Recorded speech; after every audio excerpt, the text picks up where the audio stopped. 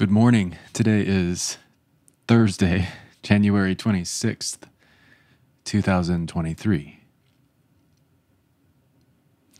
Raise your hand if you remember One Tree Hill, which was this teenage soap opera in the early 2000s.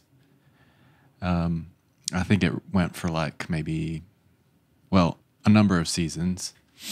I watched it because I thought Chad Michael Murray was cute, but I thought it was well written, and I liked the kind of literary nature of it. They always, or very often, opened with a quote from a well-known author, and that was sort of a theme of the episode. I also really loved the theme song of One Tree Hill, which was written by Gavin DeGraw, and it's called I Don't Want to Be. I hope you have heard this or remember the song. It became a theme song for me, and I have a sense that it sort of represents the generation and an aspect of the attitude of the generation that show represents. But I was thinking about it this morning and the way that it affected me at that time. I was in college and shortly after college when I was aware of that show and that song. I listened to it a lot. Those words are kind of amazing.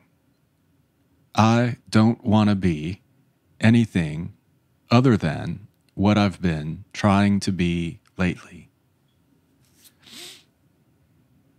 I don't want to be anything other than me. How often is that true for you? I'm asking myself this question. How often am I really aligned as myself authentically and not wanting to be something else?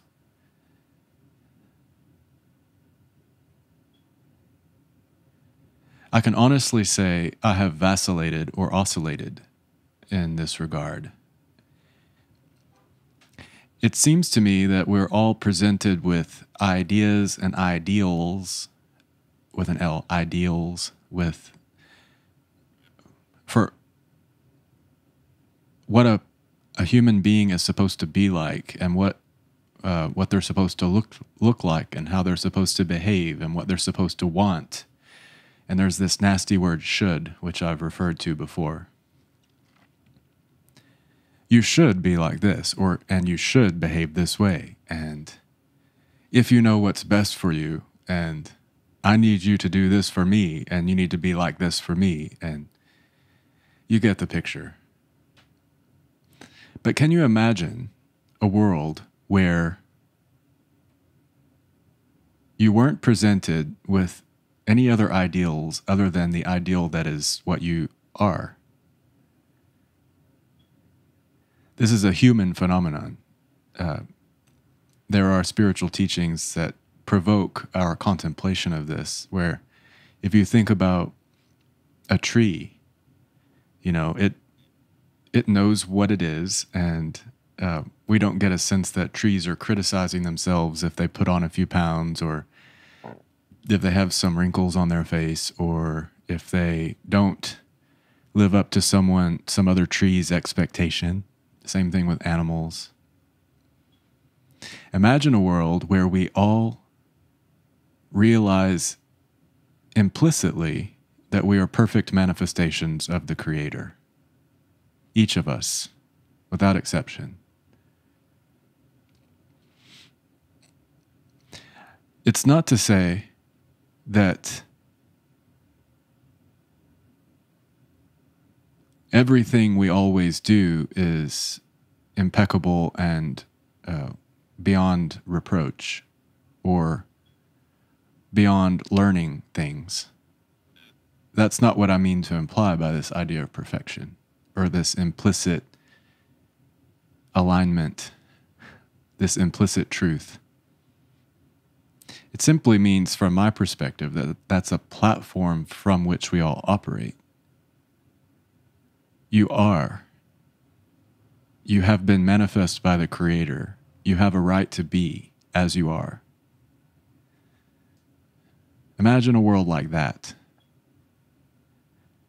In different ancient teachings, this phenomenon has been described in different ways. Our fall from grace, or the exit from the Garden of Eden. You know, we, as a species, we've claimed this idea of separation from the source that manifested us.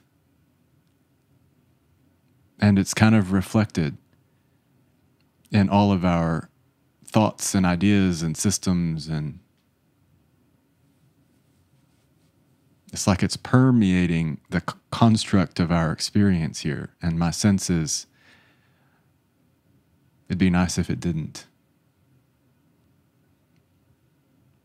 So today, I'm reminding myself I don't need to be anything other than what I've been trying to be lately. And I really don't want to be anything other than me. Excuse me. And I invite you to join me in that energy and celebrate yourself as well. Each and every person hearing this is of the source that manifested them. We are of the source that manifested us. It just is. Hope you have a really great Thursday, and I'll leave it right there for now and look forward to connecting with you again tomorrow.